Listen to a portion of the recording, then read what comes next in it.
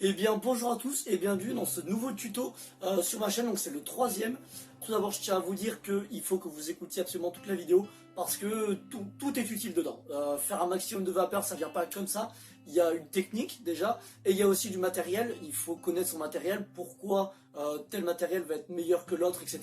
Donc je vais vraiment tout vous expliquer dans cette vidéo en commençant d'abord par la technique et ensuite le matos. Et normalement après ça vous devriez être paré pour faire un max de vapeur. On commence tout de suite avec la technique. Alors en fait quand je dis la technique c'est que c'est le mode d'aspiration. La façon dont vous allez aspirer dans votre CE va énormément influer sur la quantité de vapeur que vous allez dégager.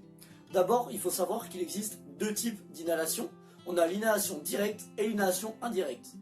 Quelle est la différence entre les deux, me direz-vous? C'est très simple. L'inhalation directe a pour effet que la vapeur, lorsque vous l'aspirez, descend directement dans vos poumons. Elle passe dans votre gorge et elle se stocke dans les poumons. L'inhalation indirecte, elle, reprend le fonctionnement d'une cigarette. C'est-à-dire qu'avec une cigarette, vous allez aspirer, ça va venir se stocker dans les poumons, dans la gorge, excusez-moi, dans la gorge et votre bouche, et après vous allez devoir aspirer de l'air pour faire descendre la fumée ou la vapeur jusqu'à vos poumons. En général, cette inhalation indirecte, on la retrouve chez les personnes qui ont des petites CE, vraiment, en général, le drip tip, pour info, c'est cette partie-là, vous voyez, la partie sur laquelle vous allez venir poser vos lèvres. Le drip tip d'une CE avec aspiration indirecte sera beaucoup plus petit. En général, c'est à peu près le diamètre d'un filtre de cigarette. Justement, ça correspond mieux aux personnes qui souhaitent simplement arrêter de fumer. Cependant, ici, on veut faire un max de vapeur. On veut pas arrêter de fumer. En tout cas, c'est pas du tout le sujet de la vidéo. Du coup, avec une CE comme celle-ci, vous voyez, c'est une aspiration directe. Déjà, si vous avez une cigarette électronique à aspiration indirecte, changez de Cliro ou changez de cigarette électronique, car c'est vraiment pas adapté pour faire un maximum de vapeur. Donc maintenant, comment est-ce qu'on fait pour réaliser un maximum de vapeur? Quelle est cette technique d'aspiration pour réussir à faire autant de fumée? Et bien en fait, énormément de personnes aspirent mal dans leur cigarette électronique. Peut-être que c'est votre cas aussi. Avec une aspiration directe, il faut vraiment faire l'effort d'aspirer avec les poumons. Je vous montre en image, je ne sais pas du tout si on va voir la différence entre les deux aspirations, mais je sais vous montrer. D'abord, une mauvaise inspiration.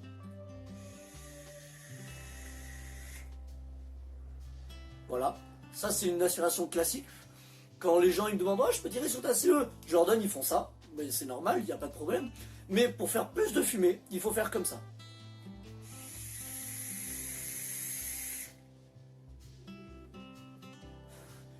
Vous voyez là, il y a vraiment énormément plus de fumée. Elle est plus opaque. Il y en a beaucoup plus dans mes poumons. Et là, vous me dites « Mais pourquoi? Comment c'est possible ?» En fait, c'est très simple. Quand j'aspire, donc avec la deuxième technique, je vais vraiment chercher à gonfler mes poumons et j'aspire jusqu'au fond du fond du fond de ce que je peux. C'est vraiment une aspiration qui va être non pas forte, mais puissante, dans le sens où voilà, vous allez chercher à venir amener la fumée, la vapeur dans vos poumons. Je vous montre comment je fais et regardez bien mes poumons, on voit que ma cage thoracique se bombe.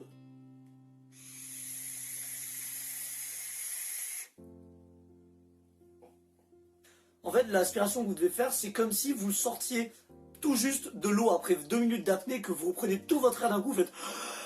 Voilà, c'est exactement ça. Oula. C'est vraiment cette aspiration, c'est eux, que vous devez faire à l'intérieur de votre CE. Parce que l'erreur classique, ou du moins l'aspiration classique, c'est simplement de faire... Voilà, là, vous entendez la différence, je pense. Vous devez aussi la voir sur ma cage thoracique. Donc c'est vraiment cette technique qui va vous débloquer un maximum de vapeur. Je vous montre un comparatif. Je vais mettre sur le côté, je vais cracher la fumée.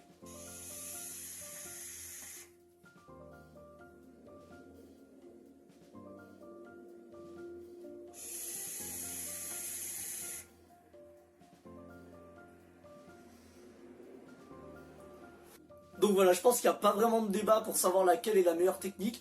Je vous rassure, j'ai pas tiré plus longtemps avec l'une ou avec l'autre. J'ai vraiment tiré 1 seconde ou 1 seconde et demie avec les deux. C'est vraiment la technique qui fait toute la différence. Et d'ailleurs, pour faire des tricks, pour faire des ronds, si vous ne savez pas en faire, je vous renvoie sur mes 2 dernières vidéos. Il y a un tuto rond et un tuto méduse. Vous allez voir que si vous aspirez comme ça, vos ronds seront nettement meilleurs. Simplement, cette fumée est plus opaque et du coup, vos ronds vont être plus consistants et plus solides. Donc voilà, ça c'était la partie sur comment aspirer de façon optimale, comment avoir la meilleure technique pour faire de la vapeur. On va maintenant s'intéresser au matériel.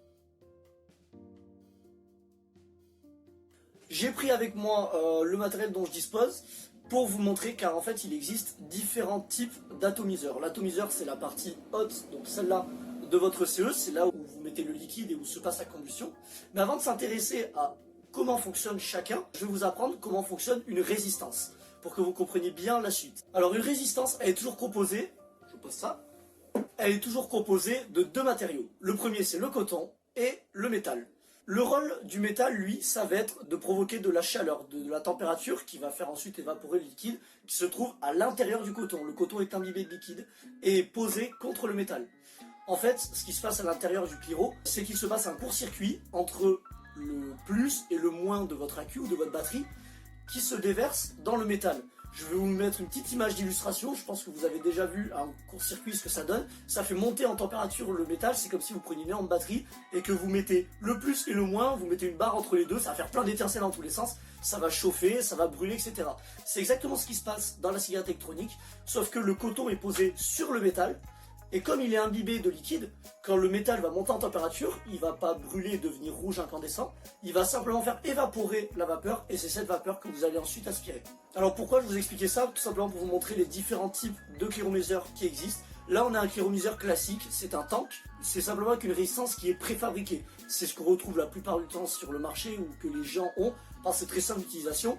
Votre résistance elle a une durée de vie, 1, 2, 3, 4 mois. Et une fois que celle-ci est dépassée, vous avez juste à démonter, à enlever la résistance qui se situe juste là et à en mettre une autre. Si vous regardez bien dans la résistance, on peut voir qu'on voit le coton ici, d'accord? Et à l'intérieur se trouve tout un filament en métal et c'est lui qui va faire donc cette chaleur. Donc ça c'est ce qu'ils appellent un tank. Ça produit une vapeur normale, voire bonne vapeur pour les tanks qui sont vraiment faits pour faire de la vapeur. Mais c'est pas le matériel le plus optimisé pour réaliser de gros nuages. On va direct passer au meilleur. Le meilleur matériel pour faire un maximum de fumée, si vous en avez pas, je vous recommande d'en acheter un, ça coûte pas très cher. C'est tout simplement le dripper. Le dripper, aussi appelé RDA. Donc comment le dripper fonctionne? C'est exactement comme une résistance. Vous avez le coton et au milieu vous avez les coils. Ce qui fait que quand je vais appuyer sur la CE, le métal va se mettre à chauffer et ainsi faire évaporer le liquide qui se trouve sur le coton.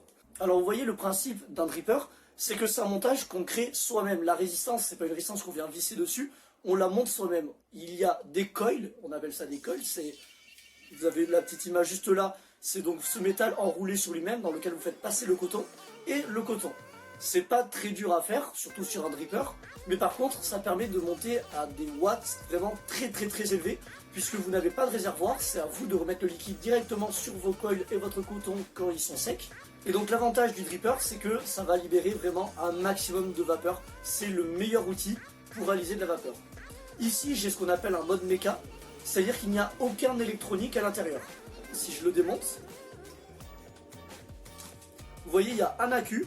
L'accu va venir en contact direct avec le dripper qui est ici. Il est directement posé dessus. Et à l'arrière se trouve un bouton poussoir. Celui-ci va toucher l'accu et ainsi 100% de la puissance de l'accu est délivrée dans le dripper. L'avantage de ça, c'est que voilà, vous n'avez aucune bride électronique. Certaines cigarettes électroniques sont bloquées à 90 watts, 100 watts, 200 watts, etc. Là-dessus, il n'y a aucune bride. 100% de la puissance de l'accu est lancée dans le dripper.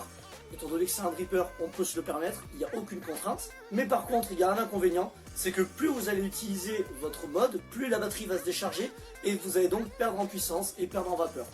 Mais quand l'accu est chargé, ça bombarde un maximum. Maintenant, on va voir un doux mélange entre le dripper et le tank.